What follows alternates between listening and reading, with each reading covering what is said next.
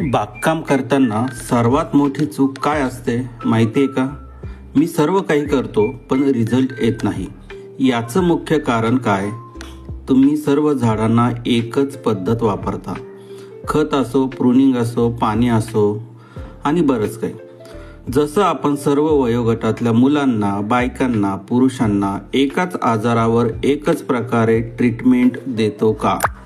तर याचं उत्तर आहे नाही. आपण त्यात फरक करतो ना.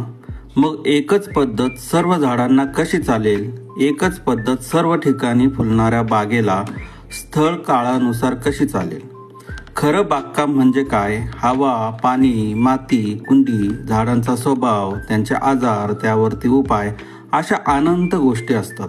या सगळ्यांची एक साखळी असते आणि त्या सर्वांची मिळून एक इकोसिस्टीम तयार होते. आणि हेच तर सविस्तर शिकावं लागतं. यालाच बागकाम शिकणं म्हणतात. आता या विषयावरचं तुम्हाला फ्री ई पुस्तक वाचायचं असेल तर कॉमेंट करा, आम्ही तुम्हाला त्याची लिंक पाठवतो.